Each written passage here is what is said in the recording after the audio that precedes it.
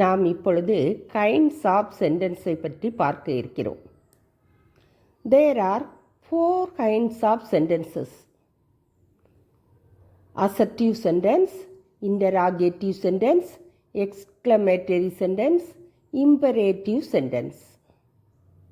assertive sentence என்பது செய்தி வாக்கியம் எனப்படுகிறது. interrogative sentence என்பது வினா வாக்கியம் என்று அழைக்கப்படுகிறது. எக்ஸ்க்ளமேட்டரி சென்டென்ஸ் உணர்ச்சி வாக்கியம் எனப்படுகிறது. இம்பரேட்டிவ் சென்டென்ஸ் கட்டளை வாக்கியம் எனப்படுகிறது. அசர்ட்டிவ் சென்டென்ஸ் இதனை ஸ்டேட்மெண்ட் சென்டென்ஸ் என்றும் அழைக்கலாம். A simple statement can be called as assertive sentence. A simple statement can be called as assertive sentence. ஒரு கருத்தையோ உண்மையையோ புரிய வைக்கும் வாக்கியம் அசர்ட்டிவ் சென்டென்ஸ் அல்லது ஸ்டேட்மெண்ட் என்று சொல்லலாம். இதற்கு எக்ஸாம்பிளாக parrot is a beautiful bird. Today is very hot. They live in Chennai. We travel to Bangalore. The Ganges is a holy river. Shivaji was a great king. The sun shines bright. இவ்வாறு சொல்லக்கூடிய sentence எல்லாமே assertive sentence, இல்லை என்றால் இது என்னது statement என்று சொல்லலாம். The statement can be written in 2 ways. affirmative, negative என்று இரண்டாக பிரிக்கலாம். அஃபர்மேட்டிவ் சென்டென்ஸ் என்பது நேர்மறையாக சொல்லக்கூடிய வார்த்தை சென்டென்ஸ். நெகட்டிவ் சென்டென்ஸ் என்பது எதிர்மறையாக சொல்லக்கூடிய sentence. Peacock is a beautiful bird. Peacock is not a beautiful bird. இந்த சென்டென்ஸு ரெண்டையும் கவனித்தீர்கள் என்றால் இதில் உடன்பட்டு சொல்லப்பட்டிருக்கும் முதல் சென்டென்ஸில், இரண்டாவது சென்டென்ஸில் இல்லை என்று மறுக்கப்பட்டிருக்கும். அஃபர்மேட்டிவ் உடன்பட்டு சொல்லக்கூடியது, நெகட்டிவ் மாறுபட்டு அதாவது எதிர்மறையாக சொல்லக்கூடியது. Today is very cold. Today is not very cold. They live in Chennai. They do not live in Chennai. இவ்வாறு உடன்பட்டும் எதிர்மறையாகவும் சொல்லக்கூடிய சென்டென்ஸ்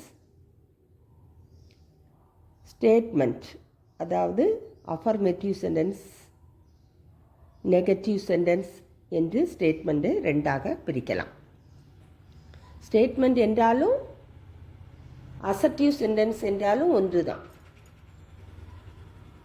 அடுத்தது இன்டராகேட்டிவ் சென்டென்ஸ்.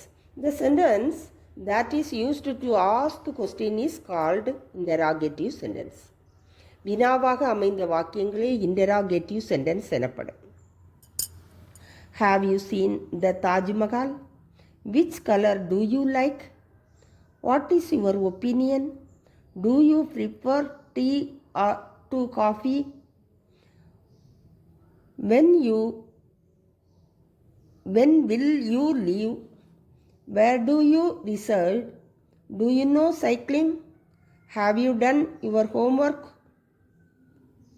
இவ்வாறு கேட்கக்கூடிய கேள்விகள் எல்லாமே இன்டராகேட்டிவ் சென்டென்ஸ்.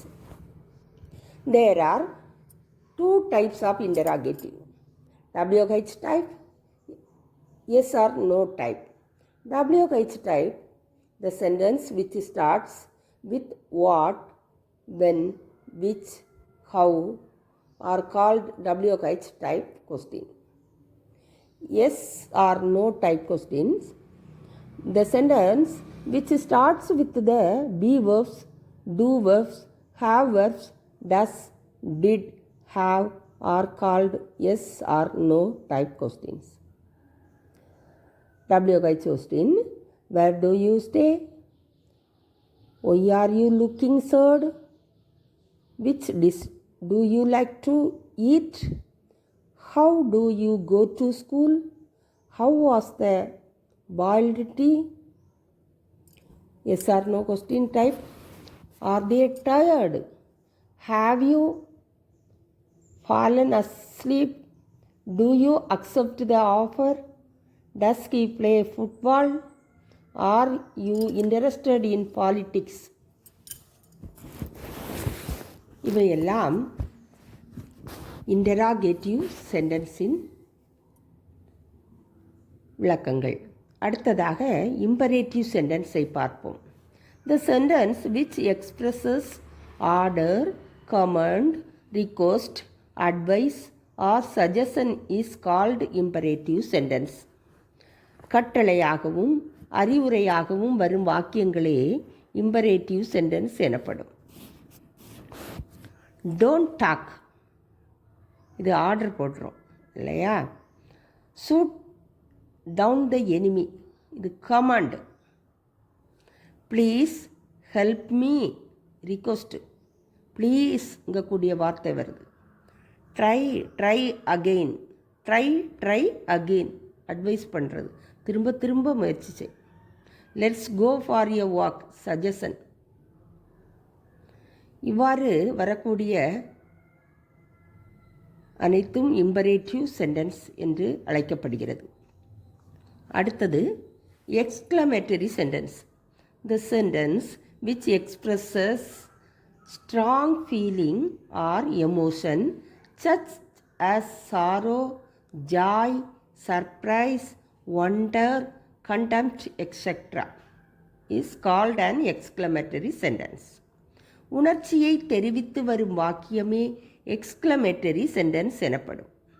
எக்ஸாம்பிளாக பார்த்தோம் என்றால், what a doll tree it is, bravo, well done, how beautiful the rainbow is, what a beautiful flower, may God bless you my son, what a wonderful idea, how clever you are.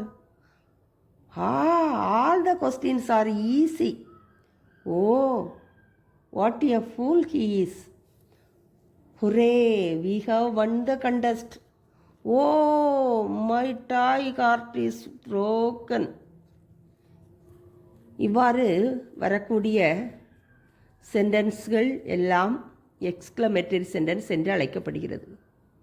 இதற்கு ஒரு கோவி பொட்டு வைப்பது போன்று, ஒரு புள்ளியும் வைத்து வைப்பது போன்று இதற்கு ஒரு சிம்பல் காணப்படும்.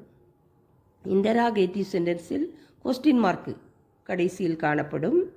எக்ஸ்க்ளமேட்டரி சென்டென்ஸில் ஒரு ஆச்சரியக்குறி, அதாவது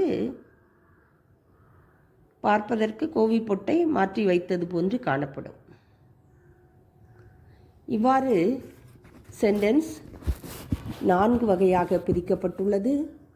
செய்தி வாக்கியம், வினா வாக்கியம், உணர்ச்சி வாக்கியம், கட்டளை வாக்கியம். Assertive sentence, interrogative sentence, exclamatory sentence, imperative sentence. என்ன சென்டென்ஸை பற்றி நாம் தெரிந்து கொண்டோமா? இது உங்களுக்கு பிடித்திருந்தது என்றால் சப்ஸ்கிரைப் பண்ணுங்கள், லைக் போடுங்க, ஷேர் பண்ணுங்கள்.